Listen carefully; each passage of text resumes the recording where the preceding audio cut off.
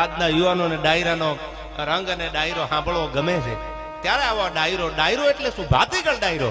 ઝવેરચંદ કાલિદાસ મેઘાણી એમ કહેતા ડાયરો એટલે શું?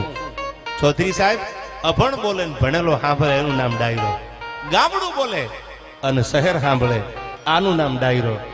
આ ડાયરો એટલે શું? મુંબઈ સુધી કાનજી ભૂટા બારોટ જેવા વિદ્વાન કલાકારો, દુલા કાક જેવા, દિવાળીબેન ભીલ સાહેબ એક ચોપડી ભણેલા ને અંગૂઠા સાહેબ જેને કહેવાય. અને વણઝાર ચોકમાં જુનાગઢમાં ગીત ગાતા એ વખતે રેડિયાના જમાનો. તમે જોવા બધા એવા એવા કલાકારો સૌરાષ્ટ્ર ગુજરાતની ધરતી આપ્યા જેને પદ્મશ્રીના એવોર્ડ લીધા.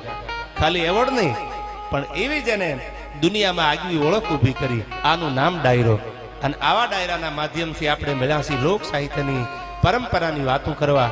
દીકરો અને બેન ભેળા બેન સાંભળી શકે, દીકરીને બાપ ભેળા બેન સાંભળી શકે, દીકરોને માં ભેળા બેન સાંભળી શકે.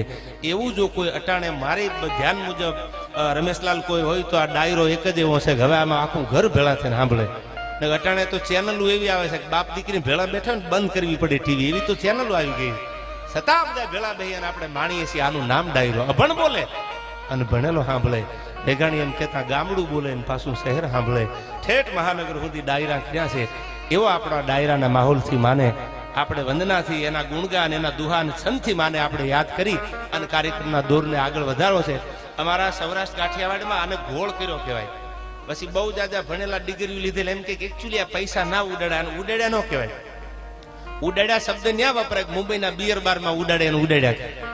આ તો જે પૈસા આવવાના છે એ માના ખોળામાં ભગવતીના જે પણ મંદિરના સારા કામ થવાના છે એ બધા સારા કામમાં પૈસા વપરાવાના છે.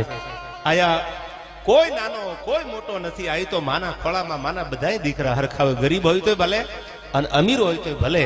થોડી ધીરજ રાખજો, લાગશે વાર પણ આવશે મજા. હા, ઉતાવળે કરતા નહીં ચૌધરી સાહેબ, કારણ કે તમે પેલો આમ તો ડાયરા થાય જ હવે નથી થતા એમને જ હવે ટીવીમાં જોવાતા હોય. એટલે થોડીક તમે ધીરજ રાખો તો મને મજા આવશે વાતો કરવાની. અને એવી મારે વાતો કરવી છે કે આમાંથી એકાદી બે વાત કોઈના જીવનમાં ઉતરી જાય ને સવારમાં કેળો બદલાઈ જાય.